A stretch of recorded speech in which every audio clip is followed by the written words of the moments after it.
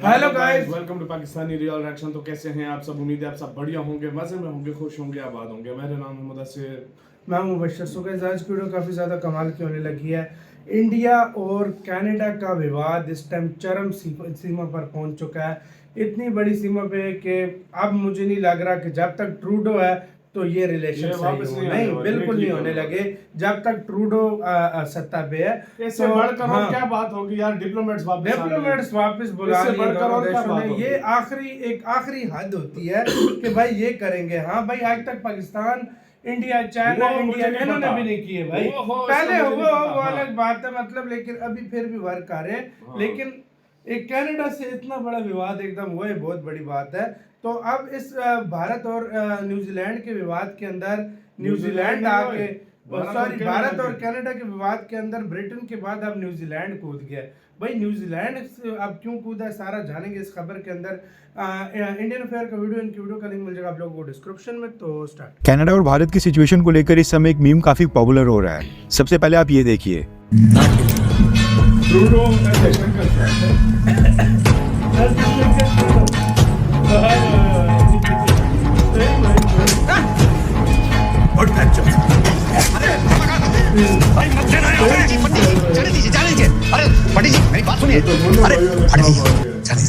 सुबह वाली वीडियो में हम डिस्कस कर रहे थे कि कनेडियन प्राइम मिनिस्टर ने ब्रिटिश प्राइम मिनिस्टर कियर स्टारमर को कॉल की थी और गवर्नमेंट ऑफ इंडिया के एजेंट्स की इन्वॉल्वमेंट का जो ये डिस्प्यूट दोनों देशों के बीच चल रहा है उसके ऊपर ब्रिटेन से समर्थन मांगा था। हालांकि ब्रिटेन ने कनाडा को सपोर्ट नहीं किया है। ब्रिटेन के बाद अब इस कंट्रोवर्सी में एक और देश का नाम सामने आ रहा है जो कि कनाडा का एक बहुत ही पुराना अलाई है। न्यूज निकल कर आ रही है न्यूजीलैंड को लेकर। दरअसल Canadian prime minister Justin Trudeau, Canadian विदेश मंत्री मेलेनी जॉली और कनाडा के public safety minister Dominic LeBlanc ने पिछले कल भारत के ऊपर आरोप लगाते हुए जब प्रेस कॉन्फ्रेंस की थी उसमें इन सबने कहा था कि भारत के एजेंट्स की इन्वॉल्वमेंट के जो सबूत कनाडा की पुलिस को मिले हैं वो उसको फाइव आइज इंटेलिजेंस अलायंस वाले देशों के साथ भी साझा कर रहे हैं और इस बात की पॉसिबिलिटी है कि ये पांचों देश मिलकर भारत के ऊपर सैंक्शंस लगाएंगे, यानी भारत के ऊपर प्रतिबंध लगाने के बारे में सोचा जा रहा है। अब ये जो फाइव आइज इंटेलिजेंस अलायंस है इसमें कनाडा के साथ साथ 4 और देश हैं, अमेरिका, ब्रिटेन, ऑस्ट्रेलिया और न्यूजीलैंड। बाकी के 4 में से 3 देशों का रिएक्शन आ गया है।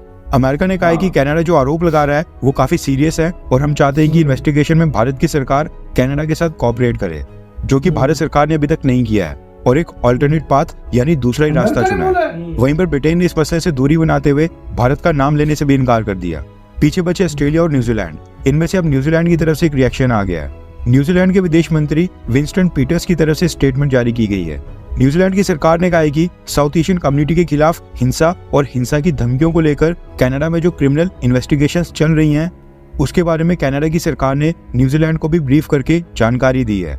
कनेडियन लॉ इन्फोर्समेंट पब्लिकली जो एलिगेशंस और आरोप लगा रही है अगर वो साबित होते हैं तो ये काफी चिंता का विषय है। लेकिन एट द सेम टाइम हम ये भी कहना चाहते हैं कि न्यूजीलैंड या न्यूजीलैंड के बाहर किसी भी देश में ऑनगोइंग क्रिमिनल इन्वेस्टिगेशंस के ऊपर हमारी सरकार कोई भी कमेंट नहीं करती है। यानी जो जांच अभी कंप्लीट नहीं हुई है और जो ऑनगोइंग है उसके ऊपर न्यूजीलैंड की सरकार कोई भी कमेंट नहीं करेगी। कानून और कोर्ट के जुडिशियल प्रोसेस का पूरा सम्मान होना चाहिए, ये कहना है न्यूजीलैंड का।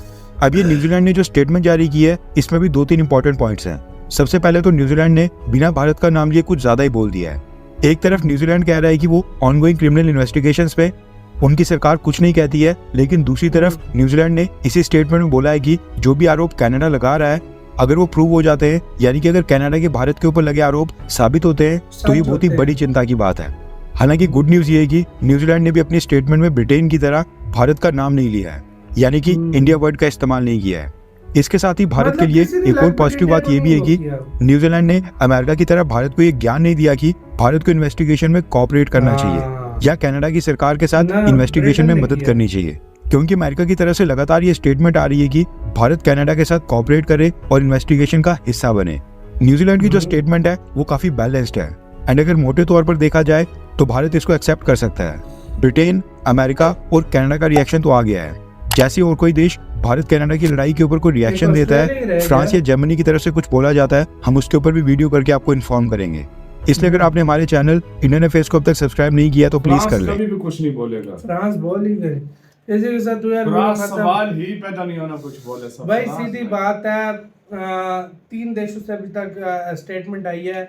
जिसमें से ब्रिटेन और न्यूजीलैंड बोले भाई अपना काम कर, नाम तक नहीं लिया भारत का उन्होंने, और कनाडा को बोला कि भाई हाँ हूँ कर दिया। बस अमेरिका वो भी पड़ोसी है, तब उसका बहुत ज्यादा थोड़ा सा देर है, नहीं तो वो भी इंडिया को लॉन्ग टर्म पे कोई पंगा इंडिया से रिलेशन अच्छे तो अमेरिका के इंडिया के साथ भी भाई, लेकिन वो पड़ोसी है ना, उनके आपस में भारत से ज्यादा अच्छे हैं एक लिहाज से देखा जाए तो। और ऊपर से वो अभी पंगा उसने टोटली नहीं लिया, बस उसने बोला कि कोऑपरेट करे, अभी तक उसने कोई सख्त लफ्ज भारत के लिए नहीं इस्तेमाल किए। मतलब ऐसा कि भाई दो देश तो पीछे हट गए, भाई हमारा काम ही नहीं है फाइव आइज में, और एक थोड़ा सा साथ हल्का फुल्का दे रहा है कनाडा के, जो कि भारत के लिए कोई दिक्कत ही नहीं है। और दूसरी बात यार भाई, जिस तरीके से कनाडा लगा है फिर से खुद को जलील करने के लिए आया भाई, और कुछ है अब इससे बढ़कर और क्या जलील होगा। जिस तरीके से उनके साथ हुआ, 6 डिप्लोमेट्स को उठाकर बाहर फेंका है। फिर उसके बाद उन्होंने कहा कि हम इनके ऊपर जांच करेंगे, अपने डिप्लोमेट्स बुलाए। अपने डिप्लोमेट्स को बुलाने के बाद कनाडा ने बोला ना कि हम 6 को निकालेंगे। इंडिया ने कहा तुम पहले निकलो, 19 तारीख से पहले देखे तो गिरफ्तार कर लेंगे। 19 तारीख तक का टाइम दिया कि अपना बोरिया बिस्तर बांधो और दफा हो जाओ यहाँ से। तो ये फिर इस तरह होना भी चाहिए। और ये तो अभी शुरुआत है, अगर ये मसला भी हल ना हुआ वक्ती तौर पर, ये अगर इसको ना रोका गया तो आने वाले टाइम में ये इसके ट्रेड क्या हर चीज में काफी ज्यादा प्रॉब्लम है। ये कनाडा के साथ बहुत ज्यादा, और ये समझ रहा था 5 देश मेरा साथ देंगे, लेकिन वो भारत के सामने कोई बोल ही नहीं रहा। भारत का अभी न्यूजीलैंड ने बोला है, लेकिन ऐसा मतलब देखा जाए तो अच्छी स्टेटमेंट ही मानी जाएगी कि उसने बोला है, मतलब सीधी बात किया ना, भारत का उसने नाम लिया ना कुछ और। देखो भाई, ब्रिटेन ने सीधा मना कर दिया। ब्रिटेन ने तो भाई कहा है भाई अपना काम कर, भाई अपना काम कर। मुझे ये पक्का यकीन है कि ऑस्ट्रेलिया भी यही कहेगा कि भाई आप अपना काम कर, हमारा दिमाग ना खराब कर। न्यूजीलैंड ने भी तकरीबन अमेरिका भी शुरू में थोड़ा सा बोलेगा, फिर पीछे हट जाएगा। वो भी इतना नहीं बोलने वाला।